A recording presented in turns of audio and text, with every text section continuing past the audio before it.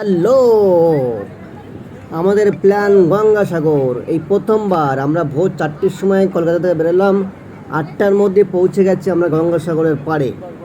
আমরা এখন লঞ্চে উঠলাম, গাড়ি পার্কিং করে, এপারে গাড়ি পার্কিং করে আমরা লঞ্চে উঠলাম। আমরা এখন গঙ্গাসাগর মানে কোকিলমণি আশ্রম যাওয়ার প্ল্যানে আমরা এগোচ্ছি আস্তে আস্তে। এই আমরা লঞ্চে উঠে গেলাম, লঞ্চে উঠে একটা ভিডিও করছি। ভিডিওটা সুন্দর করে করার চেষ্টা করছে তোমাদেরকে দেখানোর জন্য, যারা যারা এখানে গঙ্গাসাগর যাসনি। আমরা এই বর্ষাকালের মধ্যে হুট করে প্ল্যান হলো, টুক করে চলে আসলাম আমার সব ফেসবুক বন্ধু সবাইকে দেখানোর জন্য। আর মাথার চুলটা উঠছে, প্রচণ্ড হাওয়া, কানে হাওয়া লাগছে।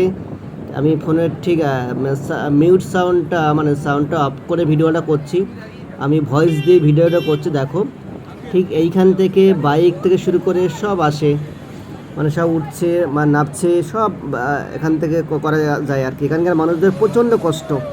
আমি বলবো সরকার যদি দেখে, মানে সাগরদ্বীপের ওপর থেকে এপার পর্যন্ত যদি একটা ব্রিজ করে দেওয়া হয় খুব ভালো হয়।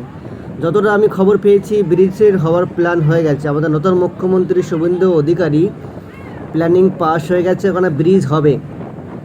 ব্রিজ হওয়াতেই অনেক সুবিধা হবে। এই দেখো লঞ্চটা ছাড়বে এবার। হ্যাঁ, লঞ্চের গেট বন্ধ করে দিয়েছে, আর কেউ চাইলেও উঠতে পারবে না।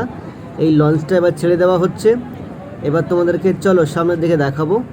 আমি পুরো ভিডিওটা করার চেষ্টা করছি, কিন্তু প্রচণ্ড হাওয়া, খুব কানে লাগছে, খুব জোর হাওয়া। সত্যি খুব ভালো লাগছে। এই প্রথমবার আমি গঙ্গাসাগর পেরোচ্ছি। গঙ্গাসাগর মানে কোকিলমণি আশ্রম, গঙ্গাসাগর সাগরদ্বীপ যেটা বলে, সেখানে আমরা যাচ্ছি। এটা পেরোতে আধা ঘন্টা 40 মিনিট লাগে পুরো নদীটা পেরোতে। যাই হোক, ভালো।